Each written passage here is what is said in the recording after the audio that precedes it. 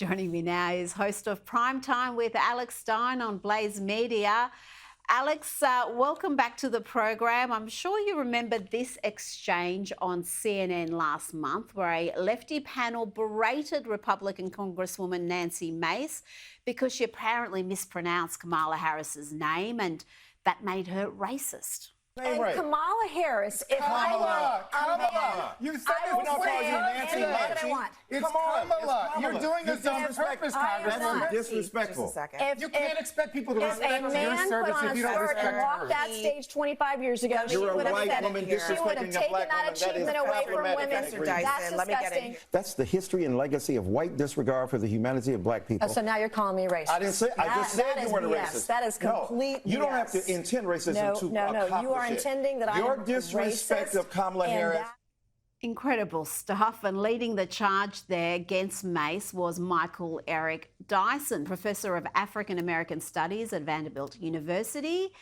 And yet Mace's supposedly racist commentary there did not stop this bloke from sliding into her DMs. I'd like to also enter into the record a screenshot of a text message I received from the esteemed professor from Vanderbilt, Michael Eric Dyson, after my CNN interview, begged me for photos. In this text, he says, after calling me racist on CNN, shh, don't tell anybody, we look good together, and sent me a kissy emoji. Without objection. Then the guy says I'm gorgeous in all these photos. Alex, what is going on? I thought he was outraged about her white supremacy. Next minute, he's in her DMs calling her gorgeous.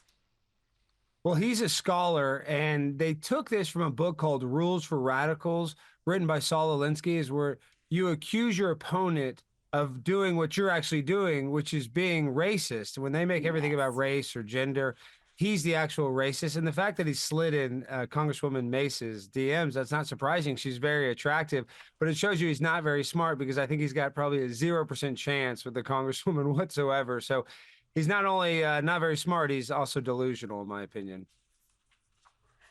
Yeah, delusional, definitely. Is why he would think she would be receptive to any sort of contact after he called her racist on television. I mean, it was incredible exchange.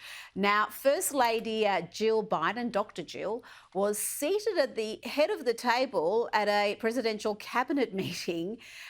What is going on in your country, Alex? Who exactly is running the show there? What did you make of Dr. Jill's elevation at this cabinet meeting? To be honest, she probably earned it, you know, for all of her hard work, putting Joe Biden on her back for basically his entire presidency. And, you know, a lot of people think it's a conspiracy that Kamala Harris did some coup to make Joe Biden step down. That's not actually true. Joe Biden, once he got COVID, he stepped down, Rita, because he couldn't smell little children anymore. So he's figured, you know what? I'm just gonna drop out. What? That's the truth. A lot of people don't want to say that, but he's tired. And let the guy rest. And Jill actually deserves a little recognition because she has been working hard, whether or not I like her politics. You can't help yourself, Alex. There's a line. And you don't want to just be near the line, you want to cross the line habitually. What? And I don't know what I can do about you, but it's a joke. But people will take it out of context and pretend you're being absolutely serious. Now, the president's cognitive decline is not a laughing matter because he is still leader of the free world. And have a look at this embarrassing blunder during the Quad address just yesterday. I want to thank you all for being here. And now, who am I introducing next? Who's next?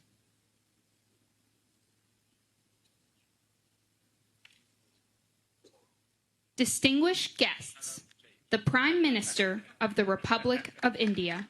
Oh, dear God, who's next? I mean, the meeting only had 3 other leaders there. Our Prime Minister, Anthony Albanese, was there, and you saw the 2 other leaders up on stage with Joe Biden, and he still couldn't remember what was happening, who was coming next, what their names were. It's sad, Alex. There's no other way to describe it. This is not how any country should be run. You're exactly right. And everybody knows that Joe Biden's not in charge. You can just tell by the effort that he's putting in. And sadly, that's probably the most assertive I've seen Joe Biden in his 4 years as president. And he's just quietly quit, whether he wants to admit it or not. He has quit on his presidency and he's quit on the American people. And I'm really worried because there could be some funny stuff that happens in this next election where we need a coherent president. And I think they're going to make him step down and let Kamala Harris be the president while she is, still campaigning. So it's going to be crazy here in America. There's going to be a big October surprise, and I think it'll be Joe Biden stepping down very soon.